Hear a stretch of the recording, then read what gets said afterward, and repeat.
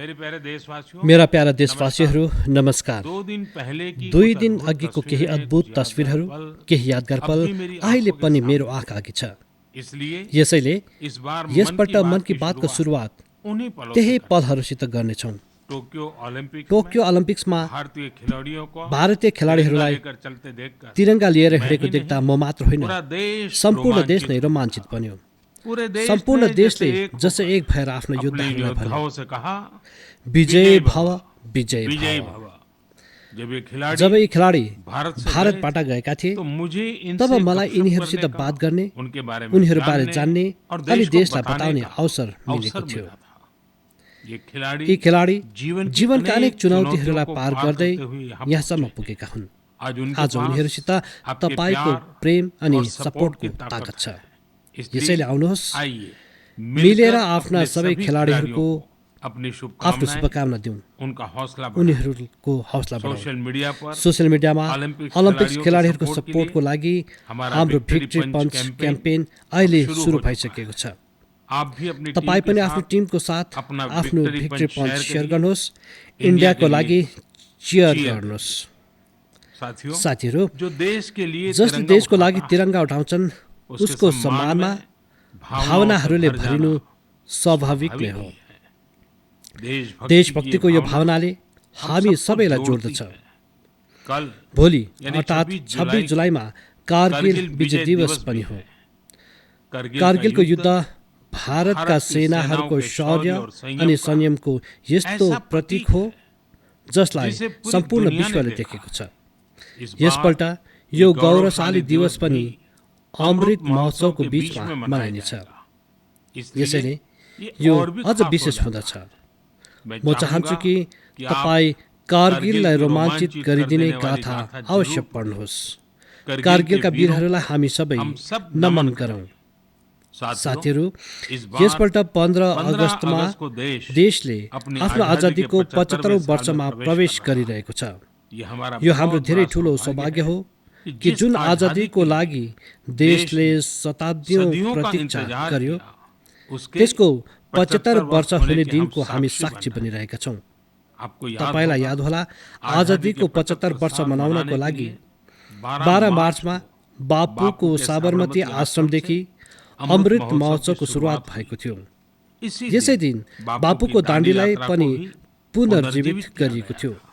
तबदेखि जम्मू कश्मीरदेखि लिएर पुडुचेरीसम्म, गुजरातदेखि लिएर पूर्वोत्तरसम्म देशभरि नै अमृत महोत्सवसित सम्बन्धित कार्यक्रम चलिरहेको छ। धेरै यस्ता घटनाहरू, यस्ता स्वाधीनता सेनानी जसको योगदान त एकदमै ठुलो छ, तर त्यति चर्चा हुन पाएको छैन। आज मानिसहरूले उनको बारेमा पनि जान्न पाइरहेका छन्। अब जस्तै मोइराङ डेलाई नै लिनुहोस्। मणिपुरको सानो सहर मोइराङ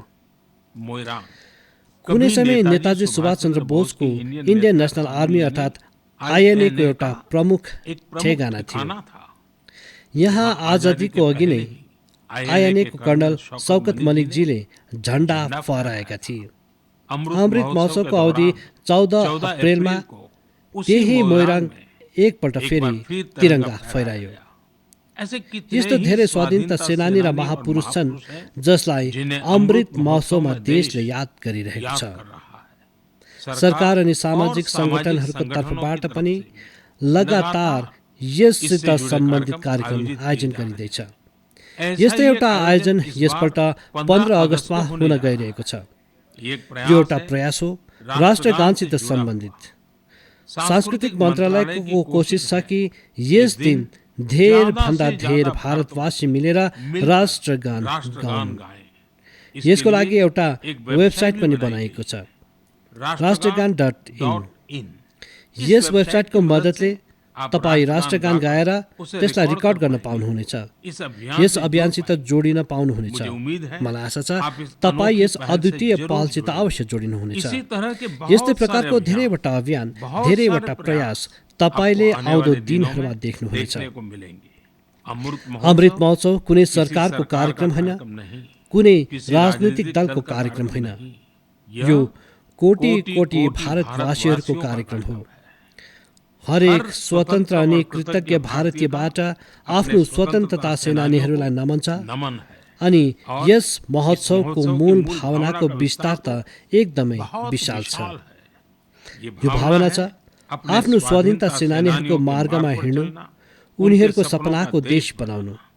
जस्तै देशको आजादी चाहनेहरू स्वतन्त्रताको लागि एकजुट भएका थिए, त्यसरी नै हामीले देशको विकासको लागि एकजुट हुनुपर्छ। हामीले देशको लागि जिउनुपर्छ, देशको लागि काम गर्नुपर्छ अनि यसमा ससाना प्रयासले पनि ठूलो परिणाम ल्याउँदछ। दैनिक कामकाज गरेर पनि हामी राष्ट्र निर्माण गर्न सक्छौँ। जस्तै भोकल फर लोकल, हाम्रो देशको स्थानीय उद्यमीहरू, आर्टिस्टहरू, शिल्पकारहरू, बुनकरहरूलाई सपोर्ट गर्नु हाम्रो सहज स्वभावमा हुनुपर्छ। 7 अगस्तमा हुने नेसनल ह्यान्डलुम डे एउटा यस्तो अवसर हो जब हामी प्रयासपूर्वक पनि यो काम गर्न सक्छौँ। नेसनल ह्यान्डलुम डेसित एकदमै ऐतिहासिक पृष्ठभूमि जोडिएको छ। यसै दिन 1905मा स्वदेशी आन्दोलनको सुरुवात भएको थियो। साथीहरू, हाम्रो देशको ग्रामीण अनि आदिवासी इलाकाहरूमा ह्यान्डलुम कमाइको एउटा एकदमै ठुलो साधन हो। यो यस्तो क्षेत्र हो जसमा लाखौं महिलाहरू, लाखौं बुनकर, लाखौं शिल्पी जोडिएका छन्। तपाईको ससानो प्रयासले बुनकरहरूमा एउटा नयाँ आशा जगाउनेछ। तपाईँ स्वयं केही न केही खरिद गर्नुहोस् अनि आफ्नो कुरा अरूलाई पनि बताउनुहोस्। अनि जब हामी आजादीको 75 वर्ष मनाइरहेका छौँ, तब यति गर्नु हाम्रो जिम्मेवारी त बन्छ नै भाइहरू। तपाईले देख्नु भएको होला, वर्ष 2014 पछि नै मन की बातमा हामी सधैँ खादीको कुरा गर्छौँ। यो तपाईकै प्रयास हो कि आज देशमा खादीको बिक्री धेरै गुणा बढेको छ। के कसैले सोच्न सक्छ कि खादीको कुनै स्टोरबाट एक दिनमा 1 करोड रुपियाँ भन्दा अधिकको बिक्री हुन सक्छ? तर तपाईले यो पनि गरेर देखाउनु भएको छ। तपाई जब पनि कतै खादीको केही खरिद गर्नुहुन्छ त यसको लाभ हाम्रा गरिब बुनकर दाजुभाइ दिदीबहिनीहरूलाई नै हुँदछ। यसैले खादी खरिद गर्नु एक प्रकारले जनसेवा पनि हो, देश सेवा पनि हो। मेरो तपाईसित आग्रह छ कि तपाई सबै मेरा प्यारा भाइ बहिनीहरू ग्रामीण इलाकाहरूमा बनिरहेको ह्यान्डलुम प्रोडक्ट्स अवश्य खरिद गर्नुहोस् अनि त्यसलाई #myhandloom mypride को साथ शेयर गर्नुहोस्। साथीहरू, कुरा जब आजादीको आन्दोलन र खादीकै गर्नु हो भने पूज्य बापुको स्मरण हुनु स्वाभाविक हो।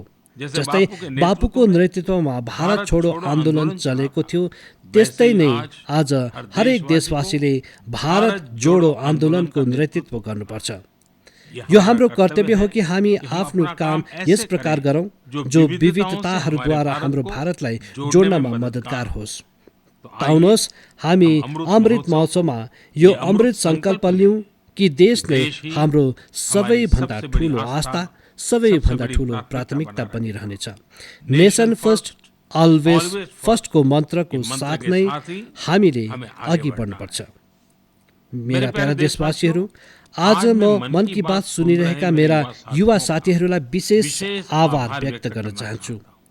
अहिले केही दिन अघि माइगभको तर्फबाट मन की बातका श्रोताहरूलाई लिएर एउटा स्टडी गरिएको थियो। यस स्टडीमा यो देखियो कि मन की बातको लागि सन्देश अनि सुझाव पठाउनेहरूमा प्रमुखतः को छन्।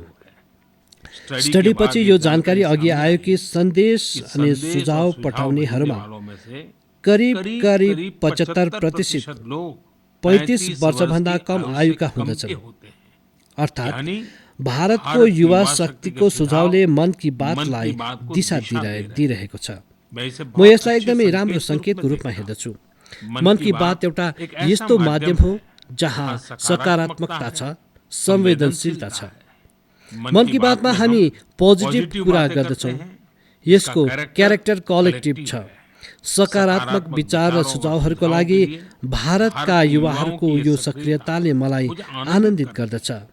मलाई यस कुराको पनि खुसी छ कि मन की बातको माध्यमबाट मलाई युवाहरूको मनलाई पनि बुझ्ने अवसर मिल्दछ।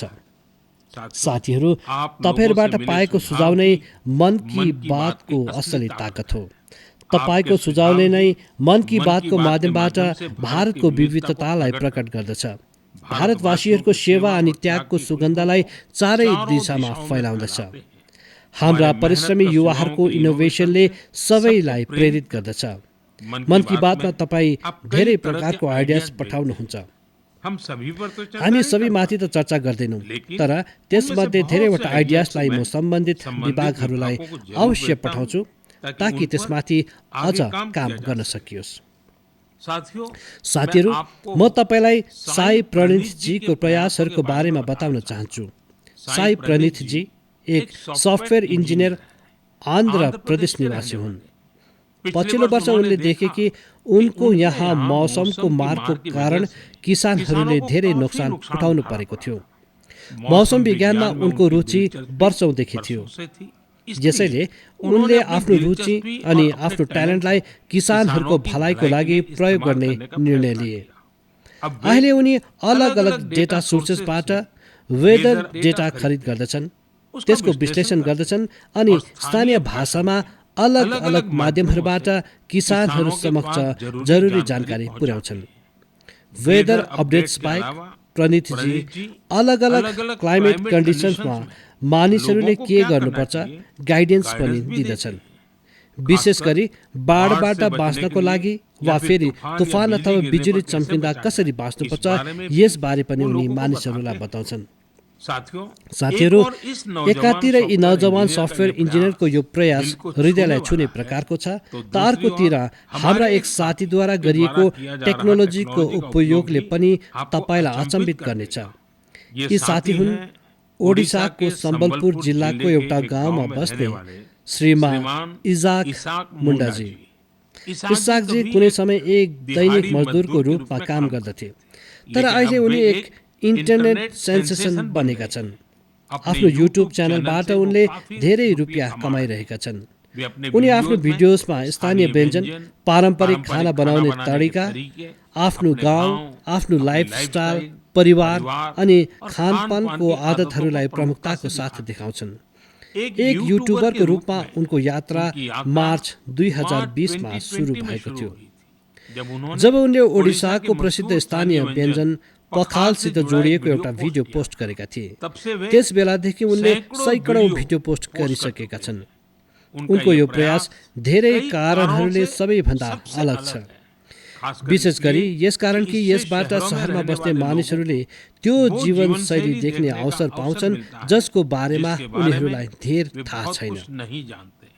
इसाक मुण्डाजी कल्चर अनि क्युजिन दुवैलाई बराबर मिलाएर सेलिब्रेट गरिरहेका छन् अनि हामी सबैलाई प्रेरणा पनि दिइरहेका छन्। साथीहरू, जब हामी टेक्नोलोजीको चर्चा गरिरहेका छौँ, यसैले म अझ एउटा इन्ट्रेस्टिङ विषयको चर्चा गर्न चाहन्छु। तपाईले भर्खरै पढ्नु भएको होला, देख्नु भएको होला कि आइआइटी मद्रासको एल्युमिनीद्वारा स्थापित एउटा स्टार्टअपले एउटा 3D प्रिन्टेड हाउस बनाएको छ। 3D प्रिन्टिङ गरेर घरको निर्माण आखिर यो भयो कसरी? वास्तवमा यो स्टार्टअपले सबैभन्दा पहिला 3D प्रिन्टरमा एउटा 3 डाइमेन्सनल डिजाइनलाई फिड गर्यो अनि फेरि एउटा विशेष प्रकारको कन्क्रिटको माध्यमले लेयर बाई लेयर एउटा 3D स्ट्रक्चर फ्याब्रिकेट गरिदियो। तपाईलाई यो जानेर खुसी लाग्नेछ कि देशभरिमा यस प्रकारको धेरै नयाँ प्रयोग भइरहेको छ। एक समय थियो जब ससाना कन्स्ट्रक्सनको काममा पनि वर्षौं लाग्दथ्यो, तर आज टेक्नोलोजीको कारणले भारतमा स्थिति बदलिरहेको छ।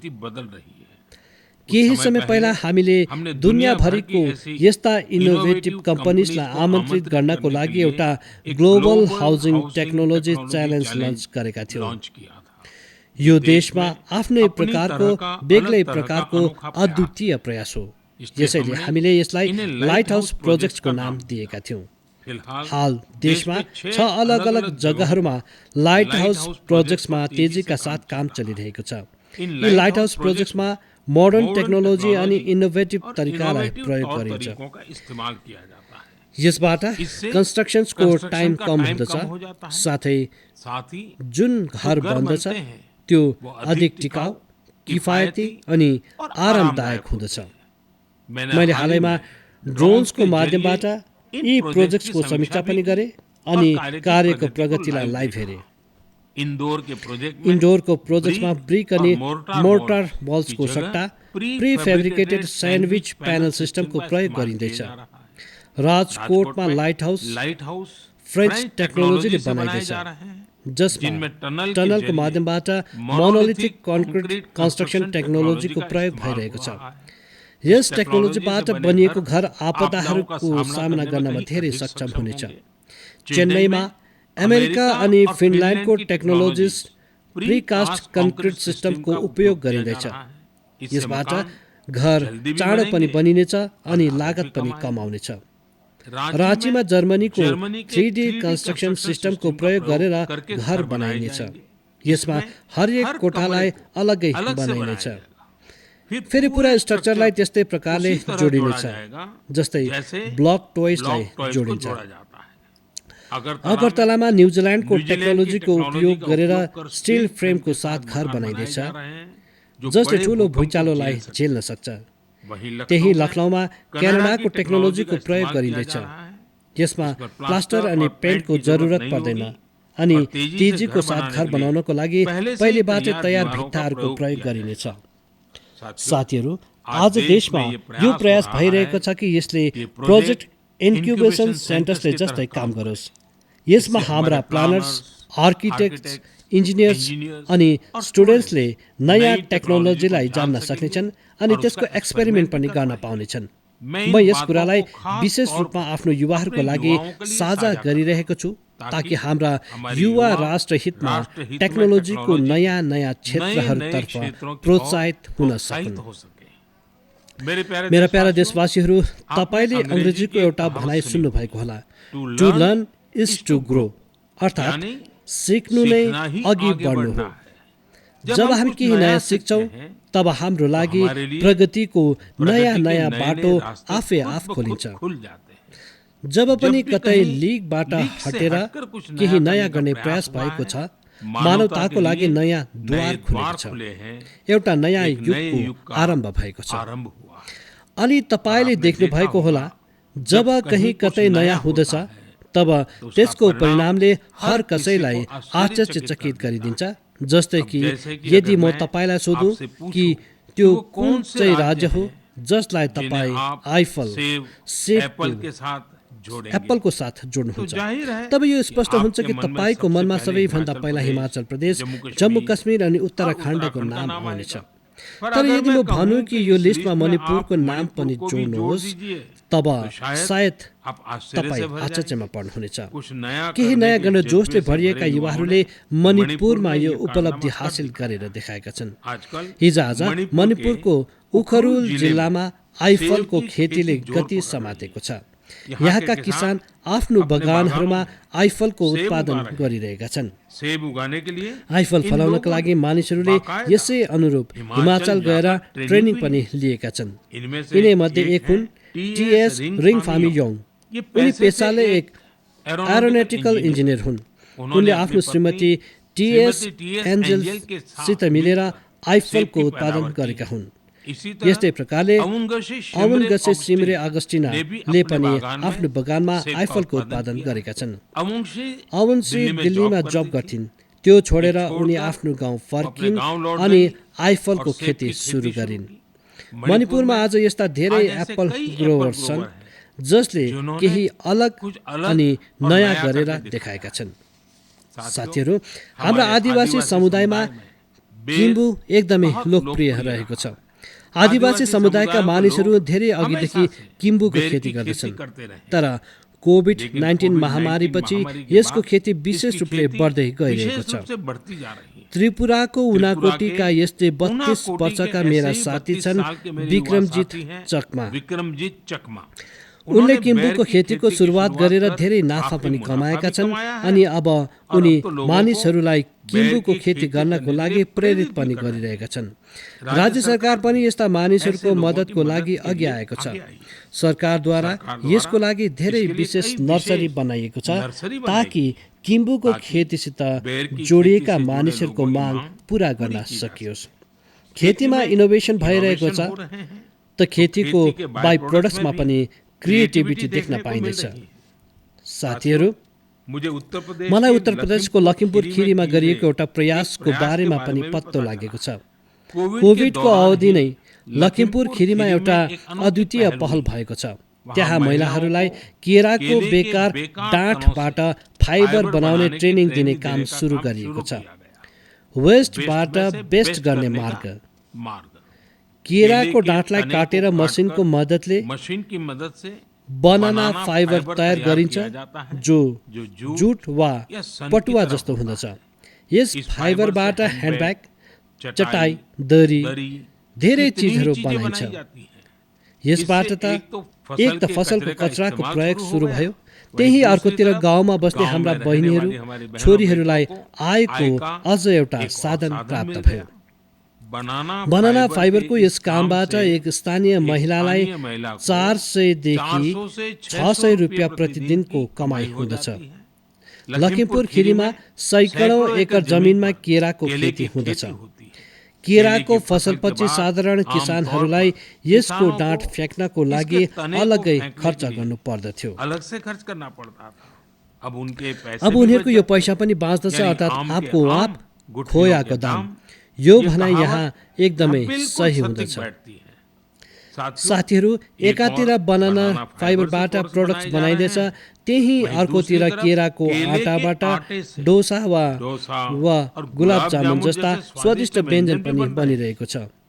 कर्नाटकको उत्तर कन्नड अनि दक्षिण कन्नड जिल्लामा महिलाहरूले यो अनौठो कार्य गरिरहेका छन्। यो सुरुवात पनि कोरोना कालमा नै भएको थियो। यी महिलाहरूले केवल केराको आटाबाट डोसा, गुलाब जामुन जस्तै चिजहरू मात्र बनाएनन्, तर यसलाई सोशल मिडियामा सेयर पनि गरेका छन्। जब धेर मानिसहरूलाई केराको आटाको बारेमा थाहा लाग्यो, तब त्यसको डिमान्ड पनि बढ्यो अनि यी महिलाहरूको आम्दानी पनि। लखिमपुर खिरीको जस्तै यहाँ पनि यो इनोभेटिभ आइडियालाई महिलाहरूले नै लिड गरिरहेका छन्। साथीहरू, यस्तो उदाहरण जीवनमा केही नयाँ प्रेरणा बन्दछ। तपाईको वरिपरि पनि यस्ता धेरै मानिसहरू होलान्। जब तपाईको परिवार मनका कुराहरू गरिरहेका हुन्छन्, तब तपाईँ यसलाई पनि आफ्नो बातचितको हिस्सा बनाउनुहोस्। कुनै बेला समय निकालेर नानीहरूसित यस्ता प्रयासहरू हेर्न पनि जानुहोस् अनि अवसर मिले आफै पनि यस्तो केही गरेर देखाउनुहोस्। अनि हो, यो सब तपाईले मसित नमो एप वा माई गफमा साझा गर्नुभयो भने मलाई अझ राम्रो लाग्नेछ। मेरा प्यारा देशवासीहरू, हाम्रो संस्कृत ग्रन्थहरूमा एउटा श्लोक छ, आत्मार्थम जीवलोके असीम्यनम को न जीवति मानव परम परोपकारार्थम यो जीवति सजीवति। अर्थात् आफ्नो लागि त संसारमा जो पनि बाँच्दछ, तर वास्तवमा त्यही व्यक्ति जिउँदछ जो परोपकारको लागि जिउँदछ। भारत माको छोराछोरीहरूको परोपकारी प्रयासहरूको कुरा यही त हो मन की बात। आज पनि यस्ता केही अरू साथीहरूको बारेमा हामी कुरा गर्नेछौँ। एकजना साथी चण्डीगढ शहरका हुन्। चण्डीगढमा म पनि केही वर्षसम्म रहिसकेको छु। यो एकदमै खुसियालीले भरिएको अनि सुन्दर छ। यहाँ बस्ने मानिसहरू पनि दिलदार छन्। अनि हो, यदि तपाईँ खानामा शौकिन हुनुहुन्छ भने यहाँ तपाईँलाई अझ आनन्द आउनेछ। यही चण्डीगढको sector 29मा Sanjay Ranaji food stall चलाउँछन्। साइकलमा छोले भटोरे बेच्दछन्। एक दिन उनको छोरी रिधिमा अनि भतिजी रिया एउटा आइडिया लिएर उनी कहाँ आए। दुवैले उनलाई कोभिड भ्याक्सिन लगाउनेहरूलाई फ्रीमा छोले भटोरे खुवाउनु भने। उनी यसको लागि खुसी साथ तयार भए। उनले तुरन्तै यो राम्रो अनि नेक प्रयास सुरु पनि गरिदिए। सञ्जय राणाजीको छोले भटोरे निशुल्क खानको लागि तपाईले देखाउनु पर्नेछ कि तपाईले त्यसै दिन भ्याक्सिन लगाउनु भएको छ। भ्याक्सिनको मेसेज देखाउन साथ उनले तपाईलाई स्वादिष्ट छोले भटोरे दिनेछन्। भनिन्छ, समाजको भलाइको कामको लागि पैसा भन्दा धेर सेवा भाव, कर्तव्य भावको आवश्यकता हुँदछ। हाम्रा सञ्जय भाइ यसैलाई सही प्रमाणित गरिरहेका छन्। साथीहरू, यस्तै अझ एउटा कामको चर्चा आज म गर्न चाहन्छु। यो काम भइरहेको छ तमिलनाडुको नीलगिरीमा। त्यहाँ राधिका शास्त्रीजीले एम्बुरेक्स प्रोजेक्टको सुरुवात गरेकी छन्। यो प्रोजेक्टको उद्देश्य हो पहाडी क्षेत्रहरूमा बिरामीहरूलाई उपचारको लागि सजिलो ट्रान्सपोर्ट उपलब्ध गराउनु। राधिका कुन्नुरमा एउटा क्याफे चलाउँछन्। उनले आफ्नो क्याफेका साथीहरूबाट एम्बुरेक्सको लागि फन्ड जुटाए। नीलगिरी पहाडमा आज 6 एम्बुरेक्स सेवारत छ अनि टाढा टाढाका हिस्साहरूमा इमर्जेन्सीको समय बिरामीहरूको काम आइरहेको छ। एम्बुरेक्समा stretcher, oxygen cylinder, first aid box जस्ता धेरै चिजहरूको व्यवस्था छ। साथीहरू, सञ्जयजी हो या राधिका जी, यिनीहरूको उदाहरणबाट थाहा लाग्दछ कि हामी आफ्नो कार्य, आफ्नो व्यवसाय, नोकरी गर्दा गर्दै पनि सेवाको कार्य गर्न सक्छौँ। साथीहरू, केही दिन अघि एउटा एकदमै इन्ट्रेस्टिङ अनि एकदमै इमोसनल इभेन्ट भयो, जसबाट भारत जर्जिया मैत्रीलाई नयाँ मजबुती प्राप्त भयो। यस समारोहमा भारतले सेन्ट क्वीन केटेवानको होली रिलिक अर्थात् उनको पवित्र स्मृति चिन्ह जर्जियाको सरकार अनि त्यहाँको जनतालाई सुम्पे। यसको लागि हाम्रा विदेश मन्त्री स्वयं त्यहाँ गएका थिए। एकदमै भावुक माहौलमा भएको यस समारोहमा जर्जियाका राष्ट्रपति, प्रधानमन्त्री, अनेक धर्मगुरु अनि धेरै सङ्ख्यामा जर्जियाका मानिसहरू उपस्थित थिए। यस कार्यक्रममा भारतको प्रशंसामा जुन शब्द भनियो त्यो एकदमै यादगार छ। यो एउटा समारोहले दुवै देशहरू साथै गोवा अनि जर्जिया बीचको सम्बन्धलाई पनि अझ प्रगाढ गरिदिएको छ। यस्तो यसकारण कि सेन्ट क्वीन केटेवानको यो पवित्र अवशेष 2005 मा गोवाको सेन्ट अगस्टिन चर्चबाट प्राप्त भएको थियो। साथीहरू, तपाईको मनमा प्रश्न होला कि यो सब के हो, यो कहिले अनि कसरी भयो? वास्तवमा यो आजभन्दा 400-500 वर्ष अघिको कुरा हो। क्वीन केटेवान जर्जियाको राज परिवारकी छोरी थिइन्। 10 वर्षको कारावासपछि 1624 मा उनी शहीद भएकी थिइन्। एक प्राचीन पुर्तगाली दस्तावेज मुताबिक सेन्ट क्वीन केटेवानको अस्थिलाई ओल्ड गोवाको सेन्ट अगस्टिन कन्भेन्टमा राखिएको थियो। तर लामो समयसम्म यो मानिरह्यो कि गोवामा दफनाइएको उनको अवशेष 1930 को भुइँचालोमा हराएको थियो। भारत सरकार अनि जर्जियाका इतिहासकारहरू, रिसर्चर्स, आर्कियोलोजिस्ट अनि जर्जियन चर्चको दशकौंको अथक प्रयासहरूपछि 2005 मा ती पवित्र अवशेषलाई खोज्नमा सफलता मिलेको थियो। यो विषय जर्जियाका मानिसहरूको लागि एकदमै भावनात्मक छ।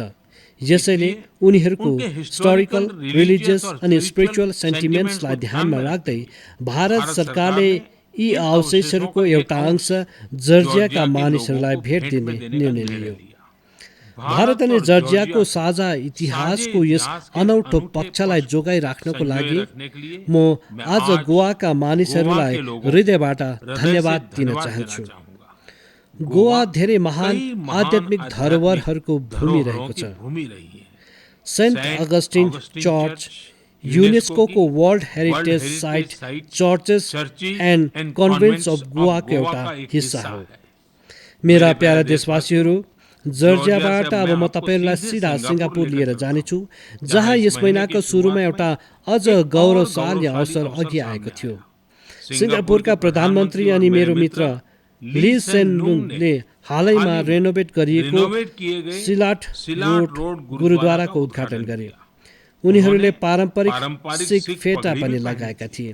यो गुरुद्वारा लगभग 100 वर्ष अघि बनिएको थियो अनि यहाँ भाइ महाराज सिंह प्रति समर्पित एउटा स्मारक पनि छ। भाइ महाराज सिंहजीले भारतको स्वतन्त्रताको लागि लडाईँ लडेका थिए अनि यो पल आजादीको 75 वर्ष मनाइरहेका छौँ तब अझ अधिक प्रेरक बन्दछ। दुई देशहरूबीच पिपल टु पिपल कनेक्ट, त्यसलाई मजबुती यस्तै कुराहरू, यस्तै प्रयासहरूबाट मिल्दछ। यसबाट यो पनि पत्तो लाग्दछ कि सौहार्दपूर्ण माहौलमा बस्न अनि एकाअर्काको संस्कृतिलाई बुझ्नुमा कति महत्त्व छ। मेरा प्यारा देशवासीहरू, आज मन की बातमा हामीले अनेक विषयहरूको चर्चा गर्यौं। अझ एउटा विषय छ जो मेरो दिलको एकदमै करिब छ। यो विषय हो जल संरक्षणको। मेरो बाल्यकाल जहाँ बित्यो त्यहाँ पानीको सधैँ अभाव रहन्थ्यो। हामी वर्षाका लागि तडपन्थ्यौं अनि यसैले पानीको एक एक थोपा बचाउनु हाम्रो संस्कारहरूको हिस्सा थियो। अहिले जनभागीदारीद्वारा जल संरक्षण यस मन्त्रले त्यहाँको तस्विर बदलिदिएको छ। पानीको एक एक थोपालाई बचाउनु, पानीको कुनै पनि प्रकारको बर्बादीलाई रोक्नु यो हाम्रो जीवनशैलीको एउटा सहज हिस्सा बन्नुपर्छ। हाम्रा परिवारहरूको यस्तो परम्परा बन्नुपर्छ जसबाट हरेक सदस्यलाई गर्व होस्। साथीहरू, प्रकृति अनि पर्यावरणको रक्षा भारतको सांस्कृतिक जीवनमा, हाम्रो दैनिक जीवनमा रचिएको छ, बसेको छ। त्यही वर्षा अनि मनसुनले सधैँ नै हाम्रा विचारहरू, हाम्रो फिलोसफी अनि हाम्रो सभ्यतालाई आकार दिँदै आएको छ। ऋतु संहार अनि मेघदूतमा महाकवि कालिदासले वर्षालाई लिएर एकदमै सुन्दर वर्णन गरेका छन्। साहित्य प्रेमीहरूबीच यी कविताहरू आज पनि एकदमै लोकप्रिय छ। ऋग्वेदको पर्जन्य सूक्तममा पनि वर्षाको सौन्दर्यको वर्णन छ। यस्तै प्रकारले श्रीमद् भागवतमा पनि काव्यात्मक रूपले पृथ्वी, सूर्य अनि वर्षाको बीचको सम्बन्धलाई विस्तार दिइएको छ। अष्टौ मासन निपितम यद भूप्यः च ओदमयम वसु स्वगुभिः मक्तुम ओरभे पर्जन्य काल आगते। अर्थात् सूर्यले 8 महिनासम्म जलको रूपमा पृथ्वीको सम्पदाको दोहन गरेको थियो। अब मनसुनको मौसममा सूर्यले यस सञ्चित सम्पदा पृथ्वीलाई फिर्ता दिइरहेको छ। साँच्चै मनसुन अनि वर्षाको मौसम केवल सुन्दर अनि मनमोहक मात्र हुँदैन, तर यो पोषण दिने प्रकारको, जीवन दिने प्रकारको पनि हुँदछ। वर्षाको पानी जो हामीले पाइरहेका छौँ त्यो हाम्रो भावी पिँढीको लागि हो। यो हामीले कहिले भुल्नु हुँदैन। आज मेरो मनमा यो विचार आयो। यिनै रोचक सन्दर्भहरूको साथ नै म आफ्नो मन की बात समाप्त गरौँ। तपाईहरू सबैलाई आउने पर्वहरूको धेरै धेरै शुभकामना। पर्व अनि उत्सवहरूको समय यो अवश्य याद राख्नुहोस् कि कोरोना अहिले हामी बीचबाट गएको छैन। कोरोनासित सम्बन्धित प्रोटोकल्स तपाईले भुल्नु हुँदैन। तपाई स्वस्थ अनि प्रसन्न रहनुहोस्। धेरै धेरै धन्यवाद।